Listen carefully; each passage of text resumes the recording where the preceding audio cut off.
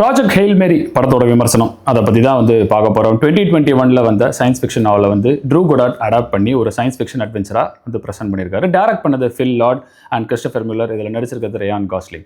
Okay, படம் வந்து என்ன எடுத்த உடனே வந்து வாட் இஃப் அப்படிங்கிற கான்செப்ட் தான் வந்து அவங்க வந்து கனெக்ட் பண்ண பார்த்துருக்காங்க. அது ரொம்ப அழகாக பண்ணியிருக்காங்க. என்னென்னா ரொம்ப நாளாக வந்து நீங்கள் இன்டியூஸ்டு கோமாலேயே இருக்கீங்க, திடீர்னு இருந்து பார்க்குறீங்க, பல light years away from your home planet, நீங்கள் வந்து ஒரு ஸ்பேஸ் ஷிப்பில் இருக்கீங்க, எதுவுமே ஞாபகம் இல்லை அப்படிங்கிற மாதிரியான ஒரு ஸ்டார்ட். அந்த மாதிரி இருந்தா அப்படிங்கிற அந்த ஒரு எமோஷன், அந்த ஒரு ஃபேண்டசி ஜோனில் எடுத்தோன்னா கனெக்ட் பண்ணியிருக்காங்க. கனெக்ட் பண்ணதுக்கப்புறம் கொஞ்சம் கொஞ்சமாக மெமரி வருது.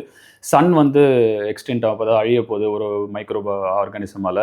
அதை வந்து நம்ம எப்படி வந்து இது பண்ண போகிறோம், அதுக்கு என்ன தேவையாக இருக்குது அப்படின்ற ஒரு ஜேர்னி தான் நம்மளோடது. அதுக்காக தான் நம்ம வந்திருக்கோம். இட்ஸ் ஒன் வே டிக்கெட், திரும்ப போகிறதெல்லாம் கிடையாது.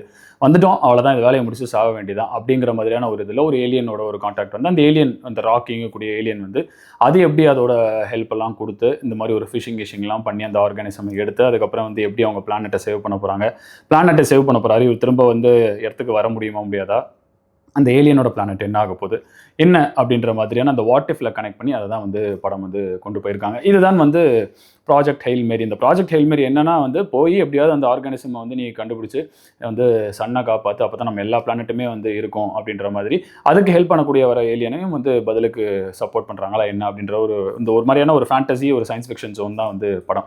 இன்ட்ரெஸ்டிங்காக இருக்கக்கூடிய விஷயம் வந்து எடுத்த உடனே வந்து இந்த மாதிரி நம்மள ஒரு ஜோனில் போடும்போதே வந்து அடடா இப்போ இந்த மாதிரிலாம் நிறைய விஷயங்கள் வருது, இந்த ஏலியன் டிஸ்க்ளோஷர்லாம் வர சொல்கிறாங்களே, அப்போ இந்த மாதிரிலாம் இருக்குமா அப்படின்றதுனால அந்த ஜோன் கண்டிப்பாகவே வந்து கனெக்ட் ஆகும். அது ரொம்ப அழகாகவும் வந்து கனெக்ட் பண்ணியிருக்காங்க. கிட்டத்தட்ட சொல்லணும்னா ஒரே லீனியராக போகுமான்னு பார்த்தா அப்படி கிடையாது. அவர் கொஞ்சம் கொஞ்சம் ஞாபகம் வரும், கொஞ்சம் கொஞ்சம் வந்து ப்ரெசென்ட்டில் அந்த மாதிரி மாற்றி மாற்றி தான் ஸ்க்ரீன் ப்ளே பண்ணியிருக்காங்க. அதுவும் ஒரு இன்ட்ரெஸ்டிங்கான ஒரு விஷயம். ஏன்னா எடுத்த உடனே ஃபர்ஸ்ட் ஹாஃப் வந்து இது, செகண்ட் ஹாஃப் வந்து இது, கிளைமேக்ஸ் வந்து இது அப்படின்ற அந்த ஜோனில் போகாம எப்படி இருந்தாலும் தெரியும், ஓகே இப்போ இவங்க வந்து அந்த சன்னை வந்து காப்பாற்றணும், அந்த இன்னொரு ஏலியன் பிளானட்டை காப்பாற்றணும், எர்த்தெல்லாம் வந்து காப்பாற்றணும், நம்ம தான் அதை பண்ண போகிறோம் அப்படிங்கிறது தான் வந்து மேலோட்டமான விஷயமா இருந்தாலும் வந்து அதை ஸ்க்ரீன் பிளேயில் வந்து ரொம்ப அழகாக மாற்றி மாற்றி வந்து சொல்லியிருக்காங்க. ஆக்டிங் வைஸ் வந்து ரேன் வந்து ரொம்ப நல்லா பண்ணியிருக்காரு. அந்த ஏலியனோட வாய்ஸ் கொடுத்துருக்கவங்க வந்து அவங்க வந்து ரொம்ப நல்லா பண்ணியிருக்காங்க. அண்ட் கூட இருக்கக்கூடிய இந்த சப்போர்ட் காஸ்ட் எல்லாமே நல்லா பண்ணியிருக்காங்க. முக்கியமாக இன்ட்ரெஸ்டிங்காக இருக்கக்கூடிய விஷயம் ஸ்க்ரீன் பிளே. ஏன்னா இவங்க ரெண்டு பேரும் ஒரு ஏலியன், ஒரு ராக் மாதிரி, ஒரு இந்த குரூப் பார்த்துருப்போம் இல்லையா, அந்த மாதிரி ஒரு கிரியேச்சரை கிரியேட் பண்ணி அதை வச்சு எவ்வளோ இன்ட்ரெஸ்டிங்காக கொண்டு போக முடியும் அப்படிங்கும்போது எங்கெங்கெல்லாம் டவுன் ஆகிற மாதிரி இருக்கோ அங்கே வந்து ஃப்ளாஷ்பேக் போர்ஷனில் ஒரு மெமரி ரீகலெக்ட் மாதிரி போயிடுறாங்க. ஸோ அந்த விஷயங்களும் வந்து உங்களுக்கு வந்து இன்ட்ரெஸ்டிங் அண்ட் என்கேஜிங்காக இருக்கும். இந்த படம் எங்கே டிக் வாங்கும், எங்கே டிக் வாங்காது அப்படின்னு பார்த்துக்கலாம். டிக் வாங்குற இடம் கண்டிப்பாக இந்த மாதிரி ஒரு இன்ட்ரெஸ்டிங்கான ஒரு ஸ்க்ரீன் பிளே, இந்த மாதிரி ஒரு நல்ல ஒரு அடாப்ட் பண்ணியிருக்காங்க அந்த நாவல்லேருந்து இதை வந்து ஒரு ஃபீச்சருக்கு. ஸோ அந்த இடத்துல கண்டிப்பாக டிக் வாங்கும். ஆக்டிங் பர்ஃபார்மன்ஸ் ரெண்டு பேருமே வந்து நல்லா பண்ணியிருக்காங்க.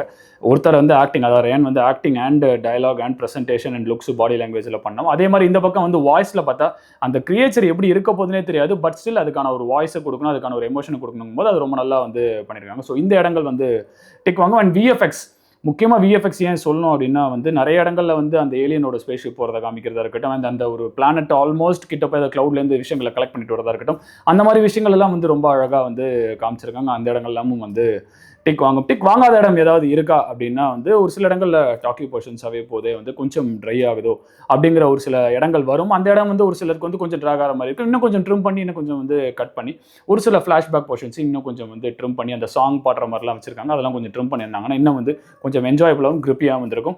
தாராளமாக இந்த படம் வந்து நீங்கள் வந்து தியேட்டரில் பார்க்கலாம். இந்த படத்துக்கு நம்மளோட ரேட்டிங் வந்து 3.5 out of 5 டிக்ஸ் வந்து வாங்கும். மீண்டும் இதே போல் ஒரு நல்ல திரைப்படத்துடன் உங்களை சந்திக்கிறேன். நன்றி.